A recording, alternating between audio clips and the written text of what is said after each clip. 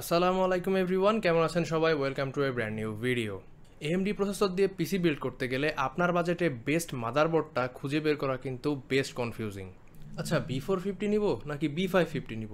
আবার দোকানদার তো বলছে A520 নিতে। দুইটা র্যাম স্লটের মাদারবোর্ড নিব নাকি চারটা র্যাম স্লটের মাদারবোর্ড নিব? এরকম অনেক কনফিউশনে আপনিও কি ভুগছেন? আজকের ভিডিওতে AMD প্রসেসরের জন্য মাদারবোর্ড সিলেকশন নিয়ে আলোচনা করব। আজকের পর থেকে আপনাকে আর অন্য কাউকে জিজ্ঞেস করতে হবে না যে কোন মাদারবোর্ডটা ভালো হবে। তাহলে চলুন বেশি কথা না বাড়িয়ে লাইক করে এবং সাবস্ক্রাইব করে ভিডিওটা শুরু করি। AMD প্রসেসরের জন্য সাধারণত দুইটা সকেটের মাদারবোর্ড পাওয়া যায়। একটা হচ্ছে AM4 সকেটের মাদারবোর্ড আর একটা হচ্ছে AM5 সকেটের মাদারবোর্ড। AM4 সকেটটা হলো AMD 5000 সিরিজ, 4000 সিরিজ আর এর নিচের সিরিজের প্রসেসরগুলো সাপোর্ট করে। আমরা সাধারণ কনজিউমাররা সাধারণত 5000 সিরিজ দিয়ে পিসি বিল্ড করে থাকি, অর্থাৎ 5600G, 5700G, 5600X, 5700X এই জাতীয় প্রসেসরগুলো দিয়ে সাধারণত আমরা পিসি বিল্ড করে থাকি। এই প্রসেসরগুলোকে কেন 5000 বলা হয় তা কি আপনি জানেন? কারণ দেখবেন এই প্রসেসরের মডেলগুলো শুরু হয় 5 দিয়ে, যেমন 5600G, যেমন 5700G, তারপর 5700X, 5600X।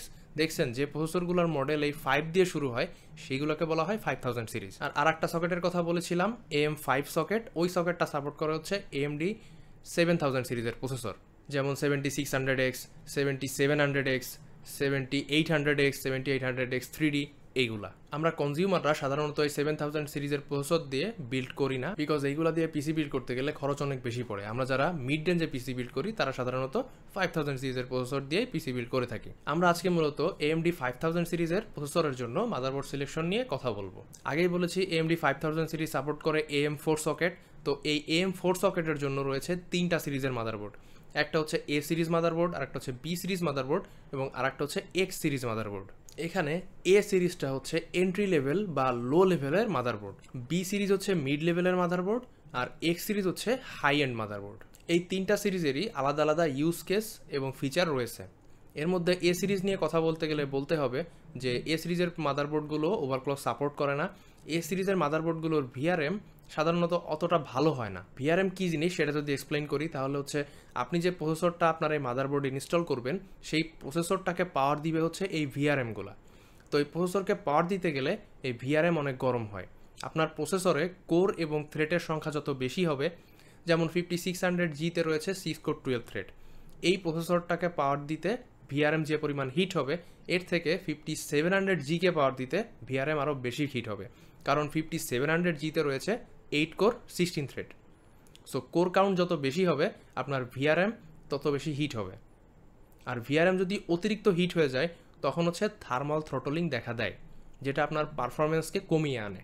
যেহেতু A সিরিজের মাদারবোর্ডগুলোতে VRM কোয়ালিটি অতটা ভালো হয় না, তাই যদি আপনার প্রসেসর মানে আপনি যে প্রসেসরটা সিলেক্ট করছেন সেইটা যদি 8 কোর 16 থ্রেড হয়ে থাকে তাহলে A সিরিজের মাদারবোর্ডগুলো অবশ্যই অ্যাভয়েড করবেন।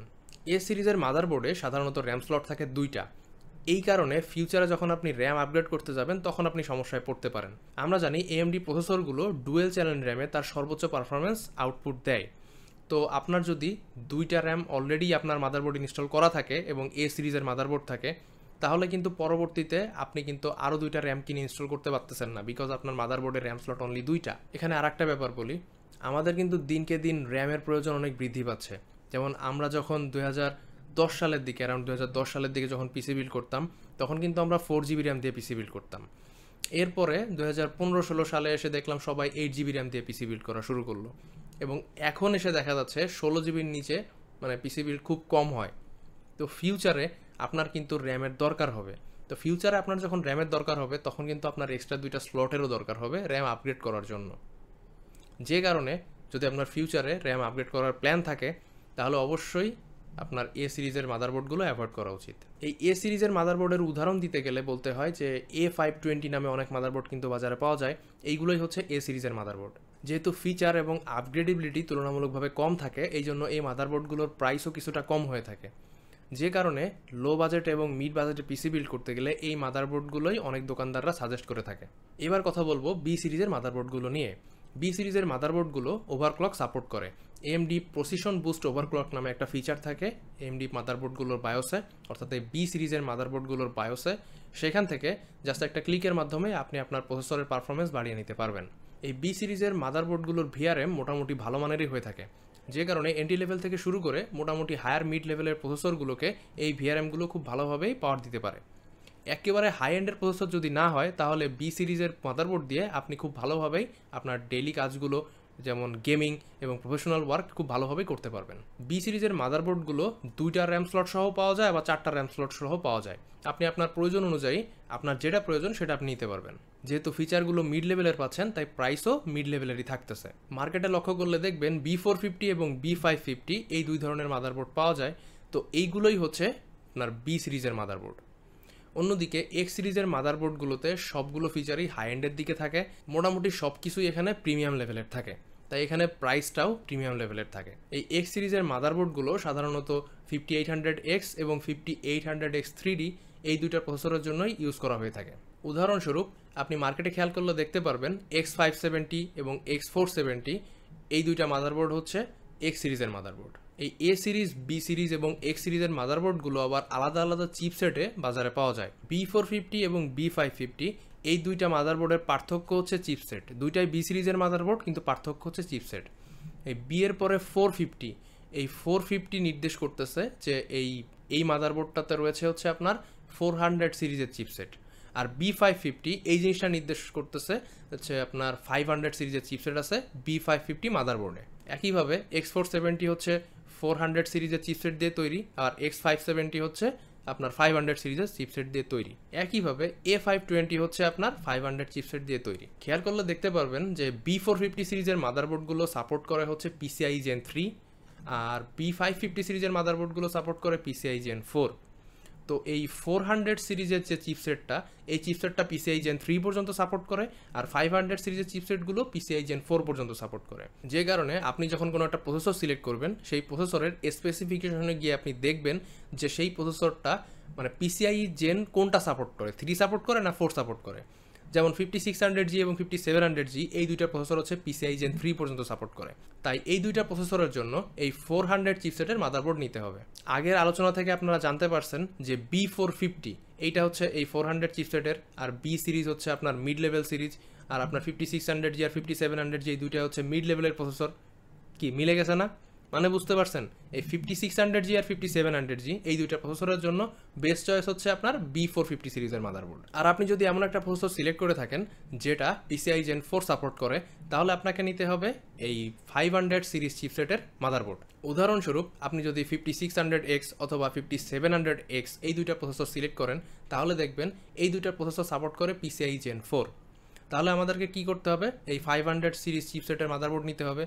আর এই দুইটার প্রসেসর মোটামুটি মিড লেভেলের প্রসেসর, যে কারণে আমাদের ওই বি সিরিজের মাদারবোর্ড নিতে হবে। তাহলে B550 এইটা হচ্ছে আমাদের এই 5600X এবং 5700X এর জন্য অপটিমাল চয়েস। আশা করি আমি যেটা বোঝাতে চেয়েছি সেটা আপনাদেরকে বোঝাতে পেরেছি। এখন আপনারা আমাকে আজ করতে পারেন তাহলে A520 কারা নেবেন। A520 তারাই নেবেন যাদের বাজেট একেবারে কম। আপনি 5600G দিয়ে একটা বিল্ড করতে যাচ্ছেন, আপনার মানে প্রাইস একদম কাটায় কাটায় প্রাইস, মানে আপনি প্রাইস কোনোভাবেই ইনক্রিজ করতে পারতেছেন না, তখন আপনি এই A520 সিরিজের মাদারবোর্ডের দিকে যাইতে পারেন। কিন্তু ওই যে বলেছিলাম ওভারক্লক সাপোর্ট করে না, তারপরে আপনার ভিআরএম কোয়ালিটি খুব একটা ভালো হয় না, আর র্যাম স্লট অনলি 2টা থাকে এই মাদারবোর্ডগুলোতে। এই জিনিসগুলো অবশ্যই মাথায় রাখবেন। আমার সাজেশন থাকবে প্রয়োজন হলে কিছুদিন ওয়েট করে আরও কিছু টাকা জমিয়ে বাজেট ইনক্রিজ করে তারপরে ভালোভাবে পিসি বিল্ড করেন। আপনি কষ্ট করে টাকা ইনকাম করে সেই টাকা দিয়ে একটা পিসি কিনে নিয়ে আসবেন, সেই পিসি থেকে যদি সর্বোচ্চ আউটপুট আপনি বের না করতে পারেন, আপনার কখনোই ভালো লাগবে না। তাই যদি পিসি বিল্ড করতে হয় ভাই, পিসি বিল্ড করার মতোই করেন, যে আপনি এখানে একটু বাজেট কাট করবেন, ওইখানে একটু বাজেট কাট করবেন, এরকম করে আসলে আপনি মানে পিসির যে মূল মজাটা সেটা পাবেন না। সো আজকের ভিডিওটা এই পর্যন্তই ছিল। আশা করি ভিডিওটি আপনাদের কাছে ভালো লেগেছে এবং আপনারা ভিডিওটির মূল যে পয়েন্টটা ছিল সেগুলো বুঝতে পারছেন। যদি ভিডিওটি ভালো লেগে থাকে একটা লাইক করে দিবেন, যদি সাবস্ক্রাইব করে থাকেন তাহলে থ্যাংক ইউ সো মাচ, আর যারা এখনও সাবস্ক্রাইব করেননি তারা অবশ্যই সাবস্ক্রাইব করে দিবেন। আর আজকের ভিডিওর ব্যাপারে কোনো প্রকার কোশ্চেন থাকলে নিচে কমেন্ট বক্সে করতে পারেন, আমি অ্যান্সার দেওয়ার চেষ্টা করব। আপনারা লক্ষ্য করলে দেখতে পারবেন আমি প্রত্যেকটা কমেন্টের অ্যান্সার দিই, রিপ্লাই দিই, এবং যদি কমেন্টে রিপ্লাই দেওয়া পসিবল না হয় আমি কিন্তু আমার মানে যে ফেসবুক পেজটা রয়েছে সেখানে গিয়ে আপনাদেরকে মেসেজ দিতে বলি। আপনারা এই কাজটা করতে পারেন যদি আমার সাথে কারো পার্সোনালি কন্ট্যাক্ট করার ইচ্ছা থাকে। আসলে এই মুহূর্তে আমার চ্যানেলের ভিউজ অত বেশি না যেটা আমি হ্যান্ডেল করতে পারি না, মানে আপনারা যদি মেসেজ করেন আমি মোটামুটি রিপ্লাই দিতে পারি, কিন্তু মানে এইভাবে যদি চলতে থাকে তাহলে একটা সময় গিয়ে আমার মানে প্রতিদিন হাজার হাজার কমেন্ট আসবে, হাজার হাজার মেসেজ আসবে, তখন কিন্তু আমি রিপ্লাই দিতে পারবো না। তাই এখন আমার ভিউয়ার্সের সংখ্যা কম আছে, তো আপনারা যারা এখন আমার চ্যানেলটা ফলো করেন তাদেরকে আমি মোটামুটি সাপোর্ট দিতে চাই এবং সাপোর্ট করার চেষ্টা করি। সো কোনো প্রকার কোশ্চেন থাকলে অবশ্যই কমেন্টে আস্ক করবেন এবং আমি রিপ্লাই দেওয়ার চেষ্টা করব। আজকের মতো আমি মিল্টন বিদায় নিচ্ছি আপনাদের কাছ থেকে। আল্লাহ হাফেজ।